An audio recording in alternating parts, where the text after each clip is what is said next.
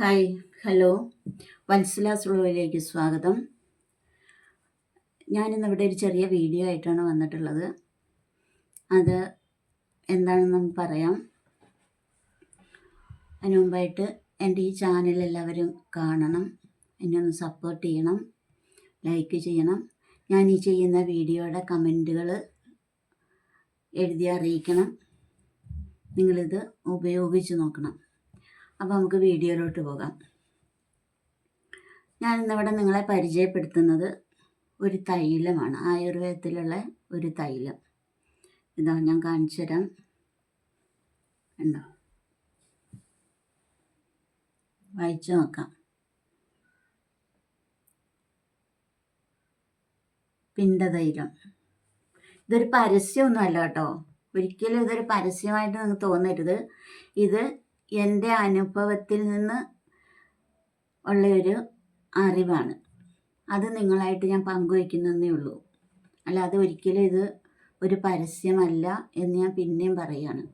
ഇതെന്തിനാണ് ഉപയോഗിക്കുന്നതെന്ന് വെച്ചാൽ, ഞാൻ ഉപയോഗിച്ചത്, ഇതിപ്പോൾ നമ്മുടെ ആരോഗ്യസ്ഥിതിക്ക് അനുസരിച്ച് മുതിർന്നവരും വയസ്സായവർക്കാണ് സാധാരണ പിണ്ടതൈലം ഉപയോഗിക്കാമെന്നൊക്കെ നമുക്ക് ഒരു ധാരണയുണ്ട്.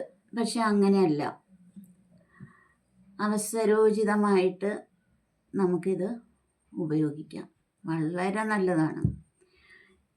അപ്പം ഞാനിത് ഉപയോഗിച്ച എന്തിനാന്ന് വെച്ചാൽ, എൻ്റെ കൈ ആസിഡ് വീണ് പൊള്ളി. അപ്പം നമുക്ക് ഈ പൊള്ളിയ പാടുകളൊന്നും പെട്ടെന്ന് മാഞ്ഞു പോകില്ലല്ലോ. നമ്മൾ കുറേ ക്രീമുകളും പലതും നമ്മളതിൽ ഉപയോഗിച്ച് നോക്കും. പക്ഷെ പൊള്ളിയ പാടുകൾ അങ്ങനെ പോകുമോയെന്ന് ഞാൻ കുറച്ച് നാൾ പിടിക്കുമെന്ന് എനിക്ക് തോന്നുന്നു. ഞാൻ പലരെയും ശ്രദ്ധിച്ചിട്ടുണ്ട്. പക്ഷെ തീപ്പൊള്ളൽ പോലെയല്ല ആസിഡ് വീണ പൊള്ളിയ പൊള്ളൽ. അതെനിക്ക് നല്ല രീതിയിൽ തന്നെ കൈയുടെ ഈ ഭാഗത്ത് ആസിഡ് ഇങ്ങനെ കുപ്പിയിൽ നിന്ന് തെറിച്ച് വീണിട്ട് ഇവിടെ തുള്ളികൾ ഇങ്ങനെ വീണ് ഇവിടെ എല്ലാം പൊള്ളി ഡ്രസ്സൊക്കെ ഇങ്ങനെ ഉരുകി പോയിട്ട് ഈ കൈ വഴി താഴോട്ട് ഒഴുകിയിട്ട് ഇതിലിങ്ങനെ വന്ന് ഈ ചെറുവിരലിൽ കൂടി ഇങ്ങനെ ഒഴുകി വീണു. അപ്പോൾ ശരിക്കും ഇവിടെ നല്ല പൊള്ളലുണ്ടായി.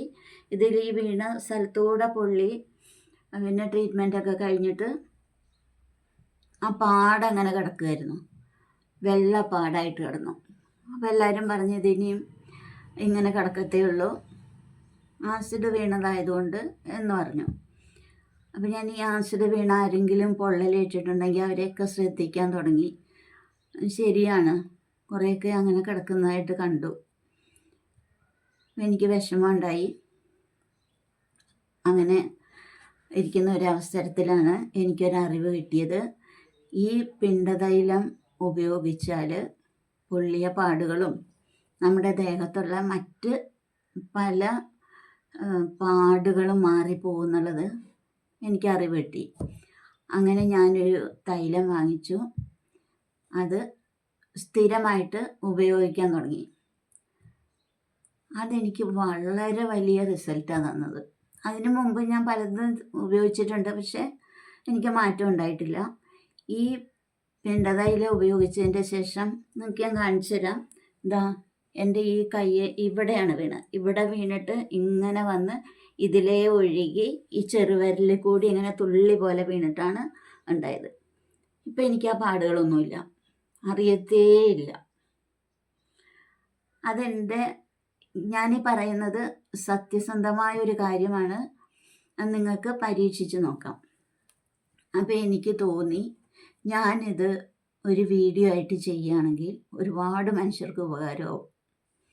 ഒരുപാട് ആളുകൾക്ക് അതൊരു നല്ല ഉപകാരമായിട്ട് മാറും എന്നെനിക്ക് തോന്നിയത് കൊണ്ടാണ് ഞാൻ ഈ വീഡിയോ ചെയ്യുന്നത്. അപ്പം ഇത് മുതിർന്നവർക്ക് മാത്രമല്ല കേട്ടോ, കുഞ്ഞുങ്ങൾക്കും ചെയ്യാം, ആർക്കും ചെയ്യാം. ഞാനിത് പിന്നെ ഒരുപാട് പേർക്ക് പറഞ്ഞു കൊടുത്തിട്ടുണ്ട്, അവർ ചെയ്തിട്ടുമുണ്ട്. അതുകൊണ്ട് ഇത് പല വൈദ്യശാലകളുടെയും കിട്ടും കേട്ടോ. ഇത് ധന്വന്തരിയുടെ ആണ്. നമുക്ക് കോട്ടയ്ക്കൽ, ഔഷധി, നാഗാർജുന എല്ലായിടത്തും ഉണ്ടാവും. അപ്പോൾ ഇത് ഒരു ബോട്ടിൽ വാങ്ങുക. പൊള്ളിയ പാടുകളുള്ളിടത്ത് എങ്ങനെ ഉപയോഗിക്കണമെന്ന് ഞാൻ പറഞ്ഞുതരാം.